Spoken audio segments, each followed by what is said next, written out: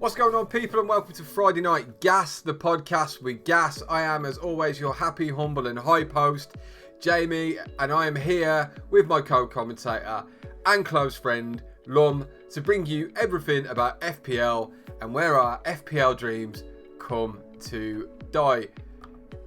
Lummins, how are we doing? Let's start this again. Yeah, third time lucky. Shit week. And there's no football at the end of the week because it's an international break. So yeah, just terrible. But we move forwards. We look forward to next week when football's back and FPL's back. Yeah, so we can finally get away from these shit show performances that England are putting in. Although this is being recorded before the Italy game, so it could be worse. It could be loads better. But the Australia game was an absolute bag of dicks.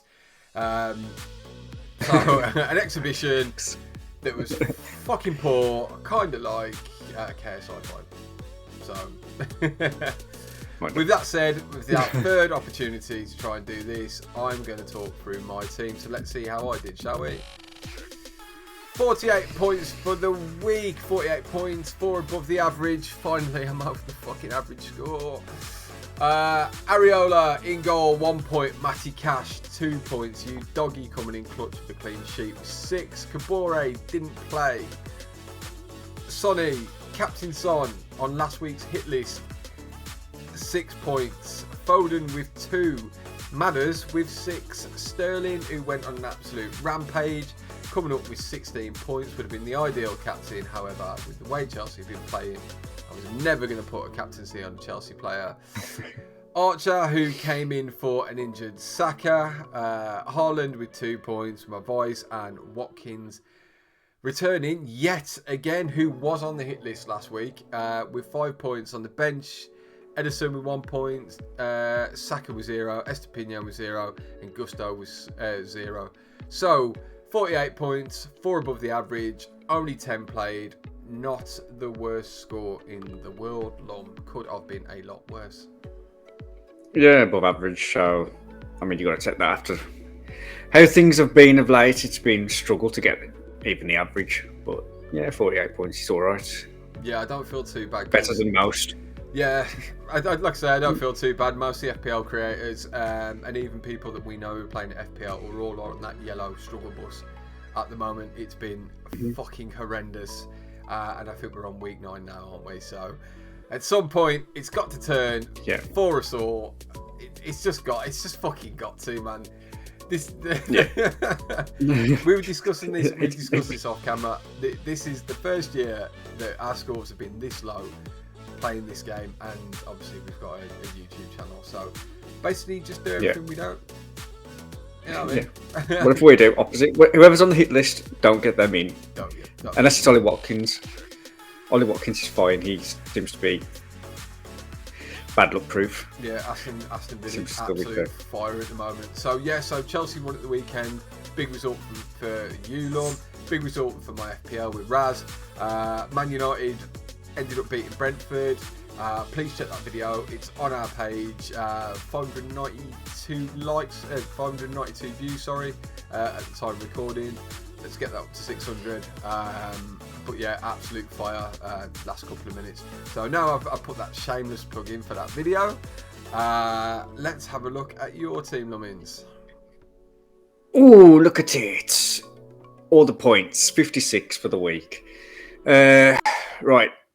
Matt Turner came in for Flecken, who was ill, apparently, on the morning of the game, which I'm glad about because Brentford didn't keep a clean sheet against United. Obviously, like you said, that was 2 late goals. Matt Turner managed to keep a clean sheet, so 6 points. Dan Burn got 1, conceded 2, so yeah, not great. Matty Cash, 2 points. I think a lot of people have got Matty Cash, so I'm not so bothered about that. I doubled up on the Spurs defence with Porro and Udogie. Both got 6 points each, so that's fine. DRB 2 points, but he was injured. He came off, I think it was just after 60 minutes. So, could have been worse, but I'll take the 2 points. Maddison, I captained him, got an assist, so happy with that. Salah, 2 goals. The bonus points. Should have captained him really, but you live and you learn. And Bremo, 2 points, continuously disappointing me. Maybe one that needs to come out, but he's cheap, so he's an enabler for other players, especially like when I've got Salah and Haaland in my team. He's dropped in price. Talking about Haaland and Bremo, I think so. I think a lot of people are starting to take him out because he's slowed down. He's just getting consistent 2s every week, which isn't great. And Brentford don't look as good as people were thinking they were going to be. I mean, they've lost. Is it Rico Henry? You had him. Yeah, he's out for the season. Since they lost Henry, they look a bit of a shell. Their former selves. Although they looked alright against us for 92 minutes. Shameless plug. Yeah, Alvarez and Haaland, the City boys, 2 points each, basically it's a blank. So, yeah, but 56 points, green arrows. Can't complain about that, to be honest with you. I'm just happy just to be above average and not struggling around 30 odd points. It's nice to break 50 for once. Yeah, so 56 points for the week, which is 12 above the average, man. That's not bad. That's not a bad return at all. I'll take it. Yeah, it could have been worse. Could have been better, but could have been worse. Well, speaking of worse, let's get right to it, shall we? Shall we have a look at the table and award the manager of the week and the master of the week? Let's award them. All aboard the table. Manager of the week, Ashley Bates, the absolute gas cloud himself. The hype man. The hype man, hence the hat, the Ashley Bates crown, I call it. The woven crown. Manager of the week had an absolute fucking tear this week. Catapulted him up into 5th. 62 points, is it? 68 points? Can't really see. 68. 68 points then. So Ashley Bates, well deserved after all the shit and all the slander we give him, has got manager of the week. However, could have easily had master of the week because we did the gas cloud episode, didn't we, Lum? And his mic was absolutely ballsed up. So after spending 50 minutes trying to edit round his earphones dying, I gave up. So the gas cloud will have to return in some capacity sometime soon. Yeah. But the Mazza of the week, the absolute Mazza of the week, this guy was that annoyed that he was going to get Mazza of the week, which he should have got last week because he said to me, and I've got the voice now, if DCL doesn't score more than 2 goals, I will have Mazza of the week. He didn't get it. And then he phoned me to tell me the morning of the games that he was triple captain in Son. I told him, don't back the early kickoff, don't waste that chip on a single game week. Still went and did it anyway, and then tried to ring me on the Monday morning saying I don't deserve master of the week because I could have put it on Haaland, and Son got 9 points, I think it was. 6. No, he got 6. He got 2 points. He triple captained him, didn't he? So he got his 2 points plus he got his point for the clean sheet.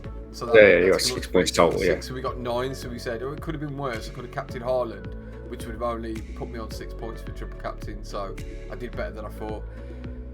You can't triple captain somebody in a single game week, draw a blank, and then phone to tell somebody else. That's not it's an absolute stinker, and he's dropped down in the league, way down. So it's below me now. Mazza of the week, unequivocally, undoubtedly, absolute madness. So Ben, enjoy your reward. You've got it this week. So running through the league, number 1, European Tour, ABFC, Aaron Perrin, 60 points for the week. Number 2, Absolute She-Show, Andrew Deakin, another non-mover. Number 3, The Professor. We said he was coming. We said he had an eye on everything. Reece Banks with sad for FPL with 64 for the week. Down into 4th. I think he was last week's manager of the week, or was it the week before? No, it was the week before because it was Sean Jackson last week. Backstreet Boys, Riley Shields, 40 points. Up into 5th, the manager of the week, the gas cloud, the helium balloon has floated up to fifth. 68 points. Ashley Bates up. He'll get a nosebleed up there. Up into sixth, I like to play Liam Palmer with 56 points. Yes. Down into seventh, the Mazza of the week, the Maz manager himself. Let's try FC Ben Shields, 37 points with a triple captain played. And that, Benjamin, is why you are the Mazza of the week. Down into eighth, Jacko FC, Lee Jackson, 38 points. By his own admission, can't seem to do anything right at the moment, no? Yeah, I think we're all feeling the same. Every now and then, I think Jacko had a decent week last week. And this week he's had a shitter, whereas I had a shitter last week and I've had a decent week this week. We just seem to be taking it in turns. Being okay, slightly above average and then awful. So, I don't know. We can't do anything right, no one can. So Lee Jackson, unless your name's Pez. Lee Jackson, Jacko FC, down into eighth. Down into ninth, myself, change name FC. Although I had a relatively decent week considering, 1 point behind Lee Jackson, 443. Down into 10th, Deltoids Assemble, Joe McMillan, 43 points. Up into 11th, the fucking Jackson train just keeps on rolling. Big wheels keep on turning. Sean Jackson keeps on burning. Up into 11th, Sean Jackson, Magpie United, 62 points. Making it awfully close between himself and all the way up to Ben Shields, to be honest. Number 12, Crouch Potato, absolutely fucked it with an O. Mike Banks, 43 points. 13th, non-mover. I've changed my name. Craig Fowler, 54 points, 422. Still relatively tight considering. Down into 14th, Belong United. John Gillam, 33 points. Looks like he's given up a little bit, I'm not going to lie. Fuck it, FC. Fuck it, FC. And at the bottom, could easily be Ashley Bates' second team, but it isn't. It's Son of Bates. Scored the weekend. Gunman, 4-1. Strikers finish. Slabhead FC, Taylor Bates with 25 points.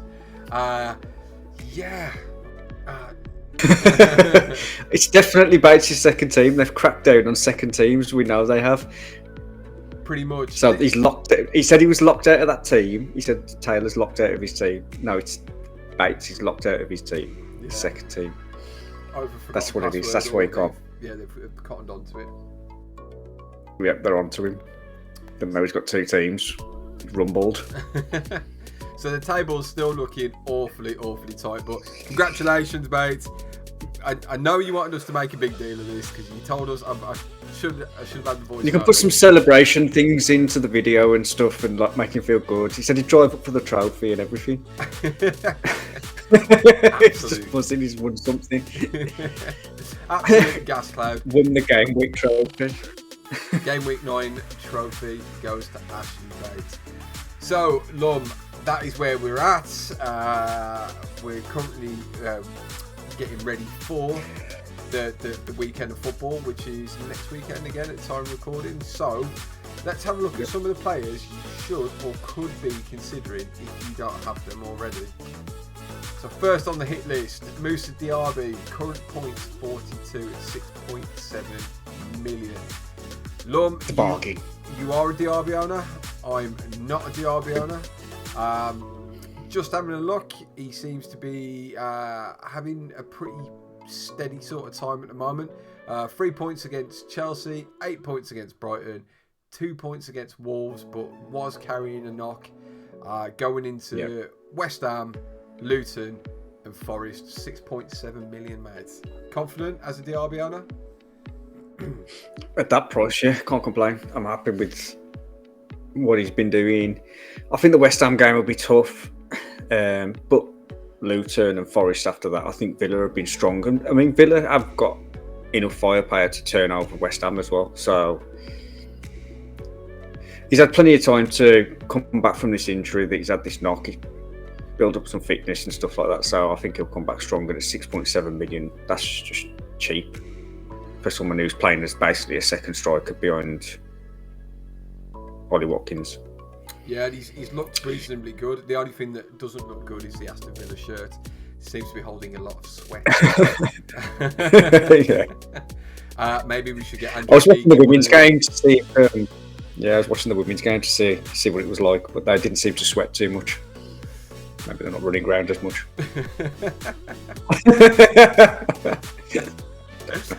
So, Moussa Diaby, I'm currently looking at him potentially to see if I can bring him in. The fixture swing kind of for Chelsea, it's still there or thereabouts. I wouldn't say particularly good at all, unless they can carry on this form. In fact, I'd go as far as to say that Chelsea could go up till Christmas without winning a game if they fall back into their old ways. So it looks like Diaby would be a straight one. Well, yeah, and you save some money because Sterling's 7, or is he a little bit more than that still? 7.2, I think he was. He might have gone down, he might have gone back up because he got all those points. Yeah, so you'll get 7 or 7.1 back, which means you'll make 0.3, 0.4 million for getting Diaby in if his price stays like that. Points equal prizes, mate, and so do transfer fees. So one of the players I'm looking at is potentially moving on Sterling and going for Moussa Diaby. So on our hit list, we've got Moussa Diaby, 42 points, 6.7 million. A fixture against West Ham that's down as green, but we've already spoke about this. Not necessarily correct. I think it's a tougher game. Yeah, it'd be tougher than we think. And then Luton and Forest. So, which moves us on to the second player of the hit list. Alexander Isak, the Isaac's missing. Lovely. 43 points, 7.5 million. Somebody that Sean's got a hell of a lot of faith in. Looks relatively good. 5 points against Chefs, 6 points against Burnley, 13 points against West Ham. Has got Crystal Palace, Wolves, and then Arsenal. In the form that Newcastle are in at the moment. The Slayers of PSG. I could honestly see this guy even putting a few past Arsenal. Possible. But Arsenal did look decent against City. You know, they managed to get the win. That's the most important thing. The Palace game, they should win that. Wolves, they should win that. But yeah, that Arsenal game could be tricky. I mean, I've got Alvarez and Haaland, and Alvarez is not been great since I've had him, but he's still starting, and City do have that potential to go off. So I think I'm gonna give Isak a miss for a bit and just see, and maybe look at the fixtures after that Arsenal game and see if Newcastle's fixtures get a nice run of fixtures, a few green ones in there. Then maybe I'll look to bring him in. Did you bring Alvarez in, Num, when the big FPL gas cloud hit YouTube and everybody was on Alvarez's dick, and I refused to move to him because I thought it was gas, and it seemed to not paid off. Pretty much. He did get an assist against. No, he scored against Wolves, didn't he? He got the free kick he scored. Yeah, so we did do something, but now maybe City have got that hangover from last season. 3 trophies, and maybe they're just struggling a bit. I don't know. I don't think Pep will allow it to continue. He'll sort it out. But they are missing some players like KDB and that. So I think big misses. I think missing Rodri, you see the frailties that Man City have got. I honestly didn't think they were that dependent on one player, but losing to Newcastle in the Carabao Cup, which has been awesome, and then losing 2 league fixtures back to back is not very City-esque. Haven't done it for years, have they? No. So, although in one breath it's dangerous, obviously, for City to be on the back foot, in another breath, these are the sort of games that you sort of see what teams are made of, and obviously City have proved that over and over and over again. So it could be good keeping Alvarez. Also, go on, sorry. Also frail City are, because people aren't just automatically captaining Haaland now. Like, I looked at Maddison, people were looking at Salah, and there's other players that are being picked up as captain choices over Haaland, which is just wild, really, when you think about it, because we know Haaland can score against anybody. Yeah.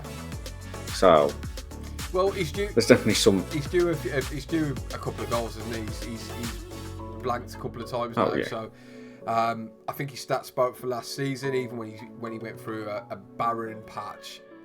By Haaland's standard, he still broke loads of records, kept Harry Kane honest, and ultimately took him to the cleaners, didn't he? So I wouldn't worry too much about Haaland. He's pretty much fixture proof. However, Alvarez is a different sort of animal, because if there are problems with midfield and there are problems with that forward line, I'm assuming Alvarez would be the one that would drop out, because I think at the moment he's the one that's the slight differential. Obviously, KDB's out. Pep hasn't been playing with what he used to play with his left wing and right wing, like his Mahrez and his like Grealish's and Bernardo Silva's.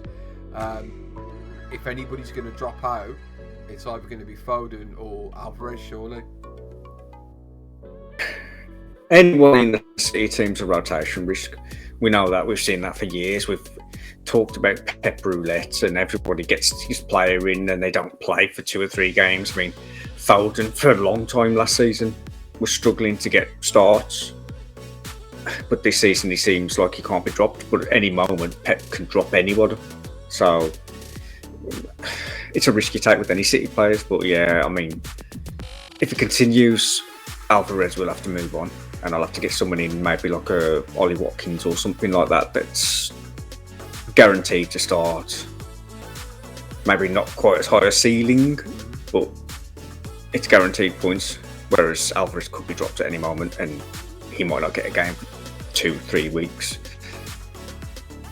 Yeah, I mean, at the moment, as much as I'd love to have Isak, I mean, you can see those stats there. He averages 6.1 points per match. He's third. In there, which makes me think Haaland's top, Ollie Watkins second. So if Isaac's third, got a couple of easy fixtures coming up, or relatively easy fixtures. If he can stay fit, and you can fit him in. Isaac surely is a good shout, and the way they're playing as well. This will be the starter for Newcastle as well, yeah. Yeah, and the way they're playing, I think Wilson's starting to pick up a few knocks again now, isn't he? Even the tougher fixtures, and we saw it against PSG. As long as there's enough gas in the tank, they'll just harry and push these teams. And also one of these teams that don't like to be pressed, don't like the physical edge. So Newcastle could well and truly just turn them over. But that remains to be seen. So we will see. Alexander Isak on the hit list, 43 points, 7.5 million, which leads us to the biggest of big hitters. What most people are now swapping to. A lot of no Haaland drafts are starting to go around now, which could be an absolute masterstroke, or it could be an absolute fucking catastrophe. Mohamed Salah. I couldn't spell his whole name. It took up the whole page. So I just left it as well. Big Moo, or as Reed calls him, Moo. Salah. 50, just so fucking moo. 59 points, 12.6 million, 7.4 points per match. Absolutely slapping it at the moment. 10 points against West Ham. Only 1 point against Spurs, but then 15 against Brighton. And now has Everton, Forest, and Luton in the next couple of weeks. So, yeah, Mo Salah. This is what I wanted him price for. Tag, big points. Lom, talk to me as a Salah owner. Yeah, well, happy about that. I mean, 15 points is great. Like I said, I wish I would have captained him. But good fixtures coming up as well. Everton haven't been great. Notts Forest, Liverpool can definitely get at them. And Luton, the newly promoted teams, haven't been great this season. I know Luton didn't have a terrible game against Spurs. It was just 1-0, wasn't he? But yeah, they just couldn't score. And I just think Liverpool are just going to take them to the cleaners. They're just going to be too much for them, too intense. And Mo Salah's a big part of that. So I'm looking forward to my points. Guaranteed. Captaincy picks, and this is what's really interesting about captaincy. Obviously, if you've got Haaland, you've got Salah. When you look at the fixtures, you would probably captain Salah for Everton, Salah for Forest, and Salah for Luton. So it might be a case of, even if you take a hit to get Haaland out and get Salah in, with the captaincy, you'd make that back up anyway. So it's not necessarily the end of the world if you've only got Haaland and no Salah. There isn't an easy way to swap that round, even at a 4-point hit, or if you've got 2 free transfers. Yeah, I think he's worth. That's why I wildcarded Dimmy. Yeah, I didn't, man. Because I was, yeah, I don't know. You weren't. I wasn't. I really wasn't. I think you're on gas. Yeah, put in Levi Carwell in at 12 at night, knowing he's not going to play. Sick. Follow us for tips and tricks. Do not make transfers at 12:30 on a Thursday night. And do not back the early kick-off. Bad news. So yeah, Mo Salah, the fixture run Liverpool are going on now. The big fixture swings into Liverpool's favour, definitely swings into West Ham's favour as well, which I've seen recently. But Liverpool's could be one of the biggest fixture swings of the season. So there is your hit list: Mo Salah, Alexander Isak, and Musa Diaby. So long. Diaby.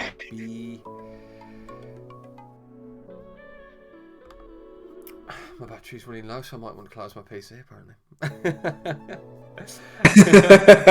So it's all gone wrong. We better wrap this up. It's all up. going wrong while recording. It's all going wrong in FPL. But we go again, and next week it could be a lot of fun, Lon. It could be. If Salah gets a hat-trick, that'd be great. Because I don't think he's too highly owned. So, yeah, I will take that. I need to look at my More green FPL arrows. team and decide what I want to do. And whether or not I want to take my own advice that I gave everybody at the end. So that's another... Take the hit. That's another episode done and in the bag. I think that's Episodia 9. This is the All Goes Wrong episode. We will be back with a gas cloud at some point. We'll have to make sure that everybody has their earphones charged, so we can actually get through an episode without me editing the shit out of it for 4 days. And yeah, we'll be dropping another video soon. There'll be a video, hopefully the one I've been working on for a while, about the price of football shirts and how it affects fans, where the money comes from, where the money goes, so on and so forth. Should be really interesting. And then we'll obviously do a video this week leading up into the FPL, probably a shorter one, Mum. Yeah, can do that. Yeah. Thursday or something like that. Look at potential changes, look at our team, look at the changes we need to make, and yeah, maybe offer a bit more advice that you really shouldn't take. Well, after all the international breaks should be over, the game should be over, so we should be able to see who's fit and who's not fit and who's actually worth bringing in and stuff like that. Yeah. So until then, do not make any changes. Keep your powder dry. Don't worry about price increases or price drops, because we're all in the same fucking boat. And if you go too early, then you're fucked if that player gets injured, pretty much, aren't you?